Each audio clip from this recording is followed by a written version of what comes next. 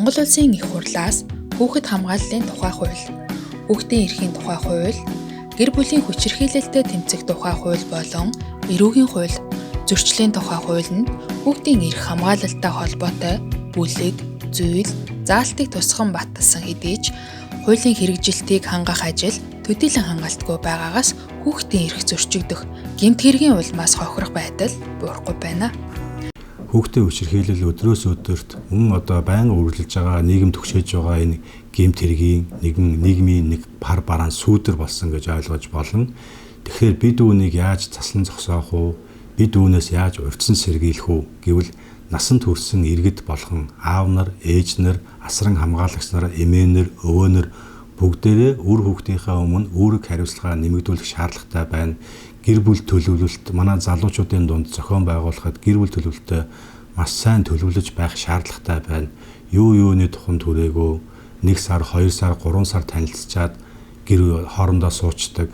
Мөн юуны тухамд төдөөгүй гэр бүлээ төлөвлөөгөө, зам бүлээ төлөвлөөгөө гэж үр хүүхдтэй болчдаг. Үүнээсээ болоод хоёр өөр орчинд өссөн тухайн иргэд маань бяцхан зүйлээс жижиг зүйлээс хоорондоо маргалдах, муудалцах, улмаар хүүхэд өнчрөх гэр бүл салалтын нэг шалтгаан суурь болох асуудлууд бол мэрсээр бол тулгарч байна. Цагдаагийн байгууллагад бүртгэгдсэн гэмт хэргийн статистик мэдээгээр сүүлийн 3 жилд гэмт хэрэгт 5043 хүүхэд өртөж, хохирон 3378 хүүхэд холбогджээ.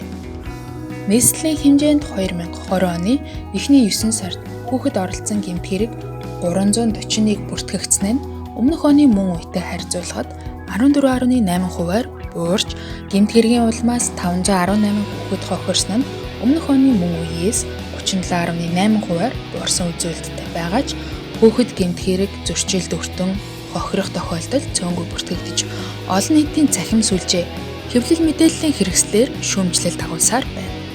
Нийслэлийн хэмжээнд хүүхэд гэр бүлийн хүчирхийллийн шинжтэй дуудлага мэдээлэл 27880 бүртгэгдэж үүнээс хүүхдийн эрх ашиг зөрчигдсөн 3073 дуудлага бүртгэгджээ.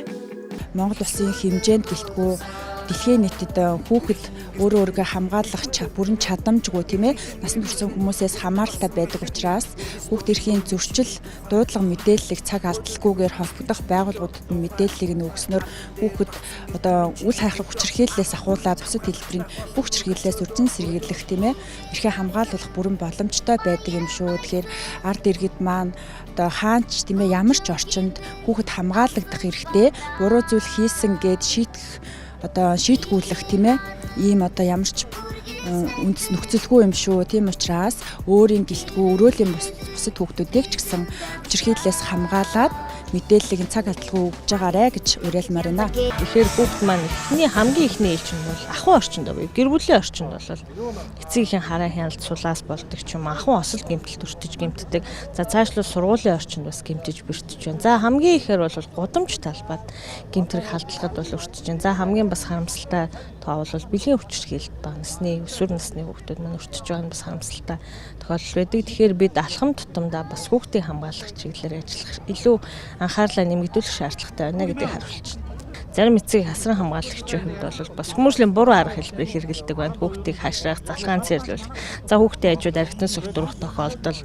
За хүүхдийн хажууд маргалдаж, муудалцах гэдэг юм. Ийм тохиолдлоор бол хүүхдийн эрх зөрчигдөж байдаг.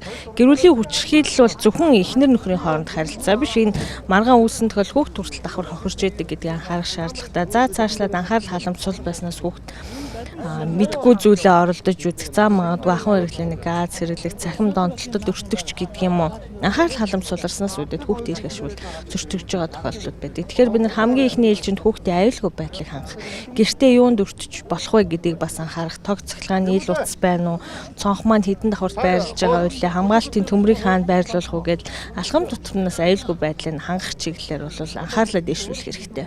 Хүүхэд гэмт хэргийн улмаас хохирч байгаа нь эцэг эхийн хараа хяналтцуул, гэр бүлийн тогтворгүй байдал, салалт, архитын согтууралт, хувь хүний ёс суртахууны төлөвшөөл, ухамсарын доголдол, иргэдийн эрх зүйн мэдлэг дутмаг зэрэгээс гадна хүүхдийн биеэ хамгаалж чадахгүй байдлыг далимдуулах зэрэг шалтгаанаас үүдэн гардаг байна.